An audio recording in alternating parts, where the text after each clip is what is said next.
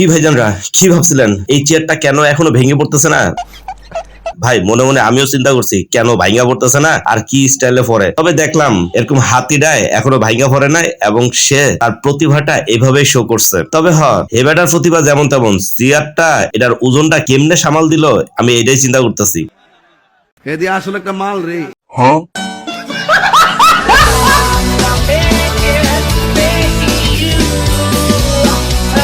Hello বন্ধুরা, সবাই কেমন আছেন? আবার আমি চলে আসলাম আপনাদের কাছে অস্থির লেভেলের ধামাকা টাইপের মজার বিনোদনের আরো একটি পর্ব নিয়ে, যা দেখে আপনি অনেক বেশি মজা পাবেন। তবে আর দেরি কেন, চলুন মজাদার ভিডিওটি এখনই শুরু করি।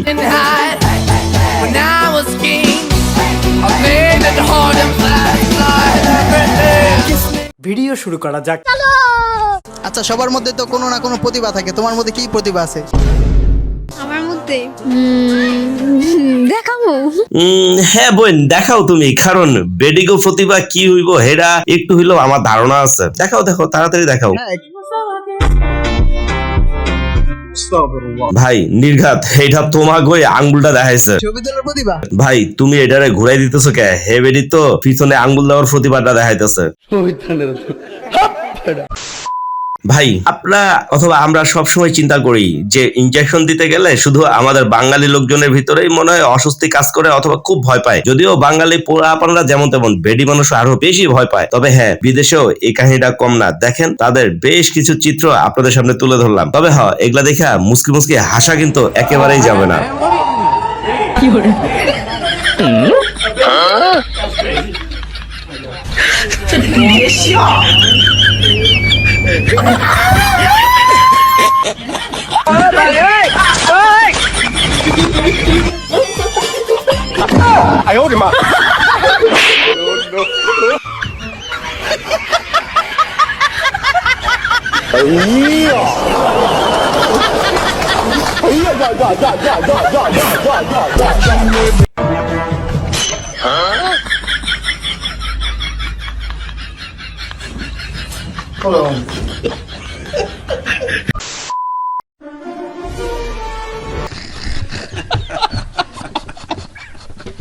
আরে বাবারি, এখানে হুজুর তো দেখতেছি জান্নাতের সব হুরফরিদ গো লইয়া ভ্রমণ করতেছে।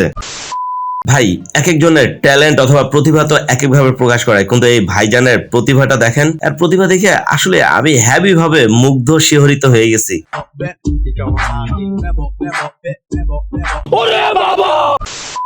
তবে এই প্রতিভা দেখে আমি মুগ্ধ হই নাই, কারণ আমরা এইভাবে সেভারাল টাইম বৈশা খাইছি, কিন্তু এই বেডিগো দেখা বুঝাই দিতেছে যে এরা প্রথমবার এইভাবে বৈশা খাইতেছে আর নিজেদের ফকির মিসকিন ভাবতেছে, যার কারণে তারা খাইতেই পারতেছে না। দেখেন কি পার্টনার হইতেছে। আরে বেডি আগে খা, পরে কথা কইস।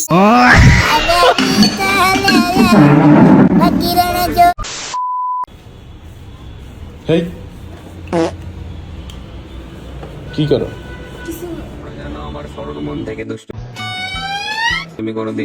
দেখছেন নি কি আর কমু, বেডাগো প্রতিভা আর বেডিগো প্রতিভা পারেনি এতগুলা ডিম রে এভাবে কার্টুন চিত্র আঁকাইতে। তবে মাঝে মাঝে দু একজনের ঘরে এরকম ধরনের দু এক পিস আসেনি আপনাদের ঘরে? কেউ থাকলে কমেন্টসে জানাইতে পারেন।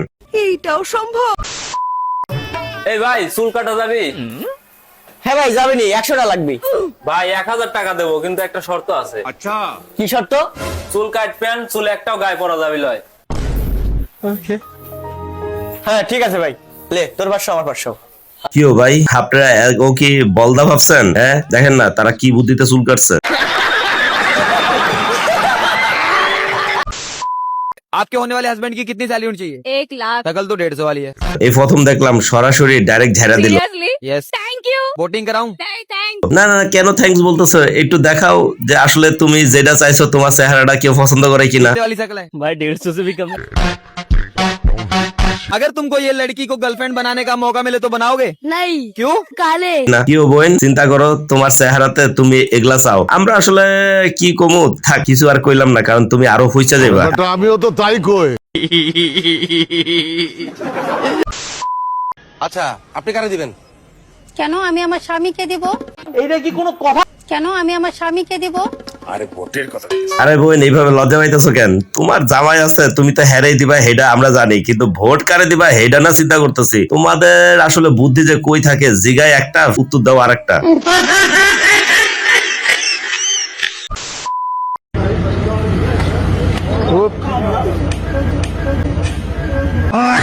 হেই বেডি, বুঝলাম না তো, তুই খাইলি রাস্তায় উষ্টা, তোর জামাই অথবা হে বেটার দোষটা কি?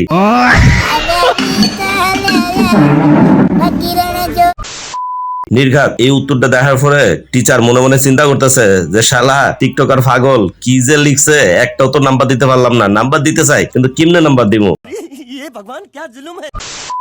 হ্যাঁ হ্যাঁ ভাই, এরকম আধ্যাত্মিক টাইপের ভিডিও গুলা আমার এই চ্যানেলেই পাবেন, অন্য জায়গাতে পাবেন কিনা আমি জানি না। তবে হ্যাঁ, চেষ্টা করি সবসময় আপনাদের আধ্যাত্মিক টাইপের বিনোদন দেওয়ার জন্য। আর এরকম ধরনের ভিডিও দেখে যদি আপনার কাছে একটুকু ভালো লেগে থাকে, তাহলে সেই ভালো লাগার জায়গা থেকে অনুরোধ করছি দয়া করে আমার চ্যানেলটিকে সাবস্ক্রাইব করে যাবেন।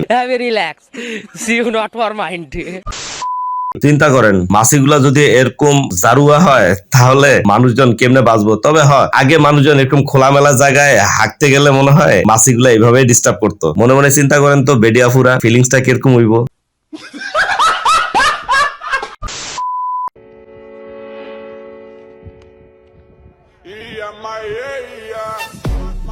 কিরে বলদার ঘরে বলদা, যেমনে গোলকিপার ছিলি ভাবলাম যে বলই মনে হয় ঢুকতে পারবো না এতটুকু জায়গা দিয়া, কিন্তু কেমনে ফাঁক দিয়া ঢুকাই দিল। আবার তুই এমনি হাসতাছস।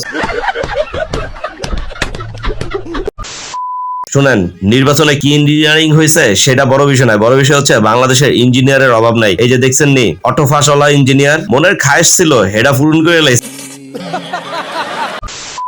আর এদিকে আমার এই ভাইজানের আরো একটা প্রতিভা, ভিক্ষুকরা কত স্টাইলে ভিক্ষা করতে পারে সেটা এই ভাইজান দেখাই দিতেছে। তবে শুধু দেশের বাইরে না, দেশেও এরকম ধরনের প্রতিভাগুলো চলে, কারণ ভিক্ষুকরা এই অভিনয় না করলে তারা ভিক্ষা পাইবো না, তো সেই জন্য।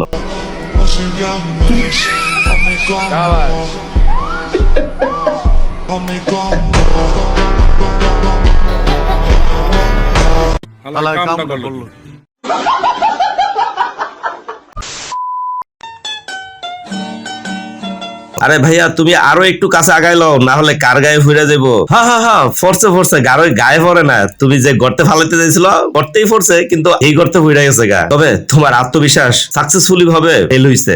আরে বেটা, আমিও তো তাই কই।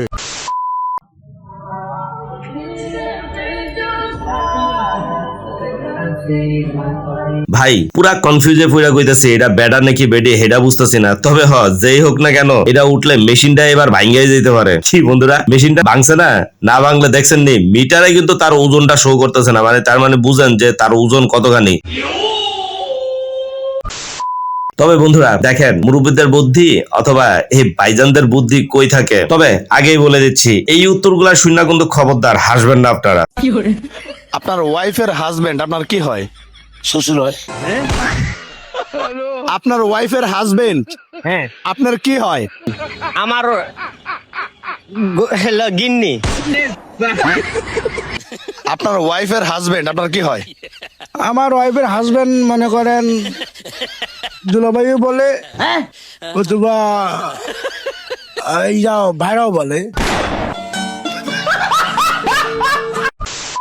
হ্যাঁ, আমার আফুজানরা, আপনারা খালি সবসময় কন যে আপনাদের ফসাই, বেড়াগু ফসাই না। বেড়াগুর কেমনে ফসামু কন তো? এই যে দেখেন একটা ব্যাচেলর বাঙালি বেড়ার বুদ্ধি আছে বইলাই তো কই গরুর মাংসটা গরম করতেছে। তবে আপনারাও এইসব বুদ্ধি মাঝে মাঝে কাজে লাগান। তবে আগে কই দিতেছি, শর্ট খাই মরে গেলে কিন্তু আমার দোষ নাই, চিন্তা ভাবনা কইরা তারপর কাজ করেন।